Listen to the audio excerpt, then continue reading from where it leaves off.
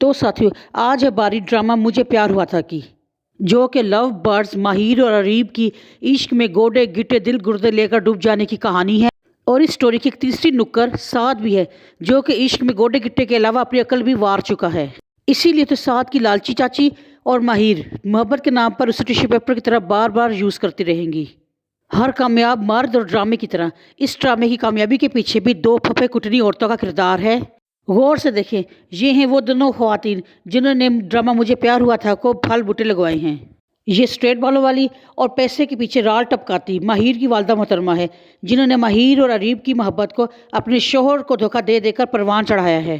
اور یہ شہد کی مکھیوں کے چھتے کے سر والی عریب کی مام جی ہیں، جنہوں نے اس نئی نویلی محبت کو ڈبل ڈوز کر دیا ہے۔ بقول شاعر، عریب کی شادی نہ ہونے کا سبب یہ ممی ہے، نہ جانے عریب نے یہ ممی کہاں سے لبھی ہیں۔ ویسے تو یہ دونوں جذباتی اور روندو برادران بھی کم نہیں ہیں۔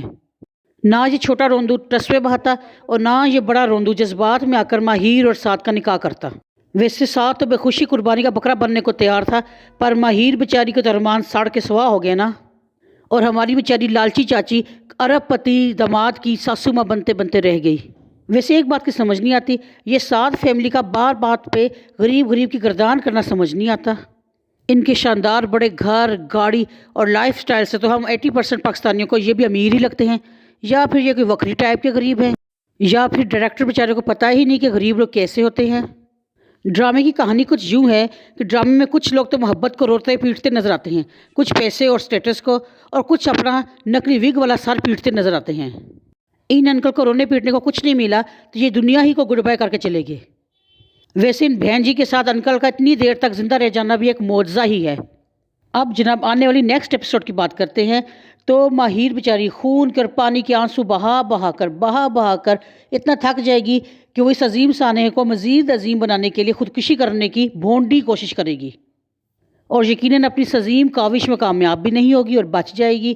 پر اس کا فائدہ یہ ہوگا کہ سعد کو مزید الو بنانے، یعنی اس کے مزید ہمدردیاں سمیٹنے میں کامیاب ضرور ہو جائے گی، اور وہ ماہر سے وعدہ کرے گا کہ جیسا تم چاہو گی میں ویسا ہی کروں گا۔ اب جی، ماہر تو عریب کے عشق میں انی ہے، اور اس کی ماں یعنی چاچو ماں دولت کے پیچھے انی اور عقل سے پیدل بھی ہے۔ وہ بجائے ماہر کو سمجھانے کے اس نکاح جیسے پاکیزہ بندھن کو بھی مذاق سمجھتے ہوئے ٹرائی اگین کرتی رہے گی، تاکہ ماہر اور عریب دوبارہ سے ایک ہو سکیں۔ اور اس مقصد کے لیے اب بھی بیچارے سعد ہی کا کندھا استعمال کیا جائے گا۔ ان لوگوں نے مل ملا کر کسی دن بیچارے غریب کا کندھا توڑ ہی دینا ہے۔